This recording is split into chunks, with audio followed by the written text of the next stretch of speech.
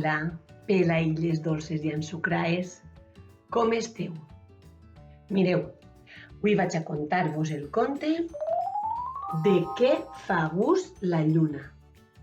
Aquest conte l'han treballat els xiquets de 5 anys enguany en l'escola, que sí? Tenen els personatges tots fetets per ells i espero que ja els vagin contat el conte als seus papis i a les seues mamis. Avui vaig a contar-vos-el jo. Aquest conte l'ha escrit Michel Grechniek i és de l'editorial Calandra. Comencem.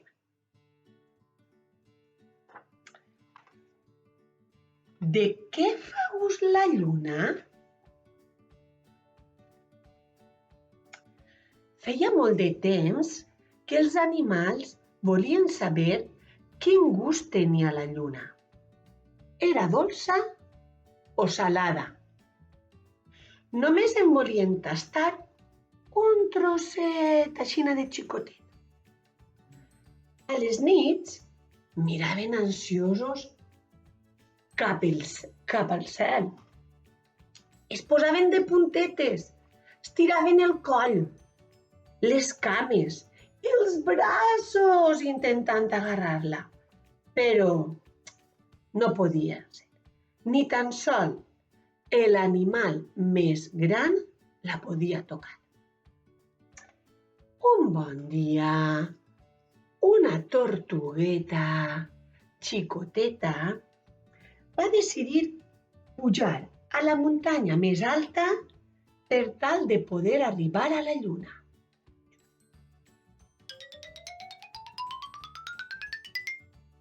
I allí va començar a estirar el capet, però no hi havia manera d'arribar a la lluna.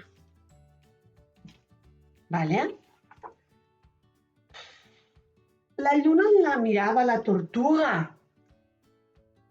i es ria. Aleshores, la tortuga va cridar a l'elefant.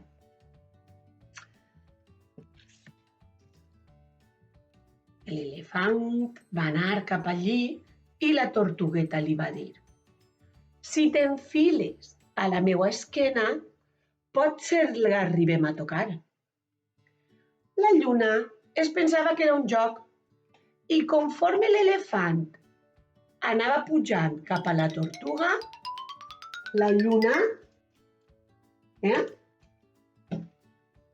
se n'anava un poquet més cap avant. Com que l'elefant no va poder tocar a la lluna, va cridar a la girafa.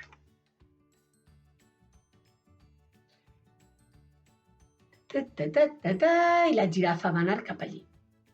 Si t'enfiles a la meua esquena, pot ser que l'arribem a tocar. Però en veure la girafa com pujava per damunt de l'elefant, la lluna va anar tirant-se més cap amunt. Li agarrava una risa a la lluna perquè veia els animals que volien tocar-la. Total, que la girafa, per molt que va estirar el coll i es va posar de puntetes, no va poder agafar a la lluna. Aleshores, la girafa va cridar a la zebra. I la zebra va anar cap allí. La girafa li va dir: si t'enfiles a la meua esquena, pot ser que l'arribem a tocar. Però la lluna va veure que la zebra pujava per l'esqueneta de la girafa i encara li va agarrar més risa. I va anar allunant-se. No va hi haure manera, malgrat tot l'esforç que anaven fent, no van hi haure manera de poder tocar la lluna. Aleshores, la zebra va cridar al lleó. I el lleó va anar cap ahí. I la zebra li va dir: si t'enfiles a la meua esquena, pot ser que l'arribem a tocar. I ale, cap amunt. Pom. Ahí enfilat el lleó. Vale? La lluna es mirava rient-se. Mira, i anava allunant-se cada vegada un poquet més. Tampoc van poder tocar la lluna. Aleshores, el lleó va cridar a la guineu. I la guineu va anar cap allí. Taca, taca, taca, taca, tac. Enfila't a la meua esquena, li va dir el lleó. I segur que ho aconseguim. I allà va anar la guineu pujant per damunt d'uns i d'altres fins que es va posar el llom a l'esqueneta del lleó.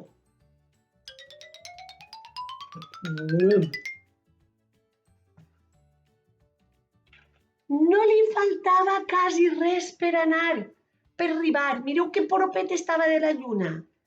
Però nada, no arribaven. Molt propet estaven, però no arribaven. Aleshores, la guineu va cridar al mico. I pa callar, que se'n va anar el mico. Vinga, que segur que ara ho aconseguim. I el miquet, pum, pum, pegant botets, pegant botets, pegant botets, pegant botets, pegant botets. Blam. Quasi, ja arribaven quasi. Ja la podia olorar, quasi que la podia tocar estirant les manetes. Però de tocar-la, res.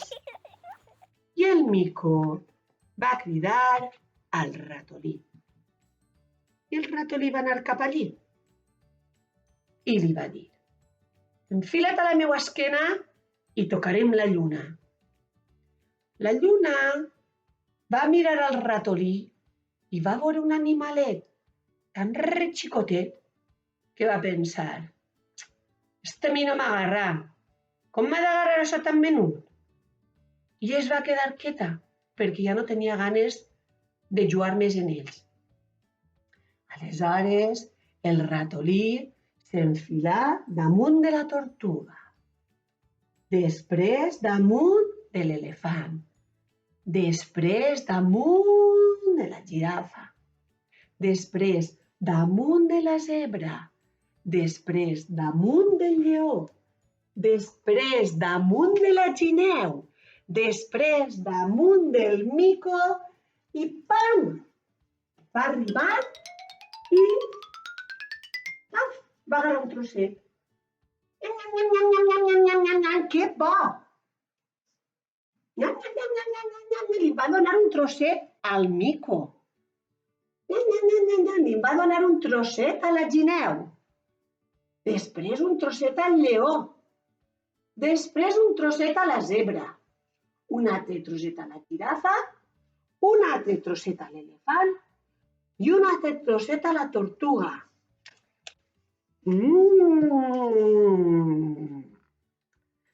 I a cadascú li va saber la lluna a allò que més li agradava.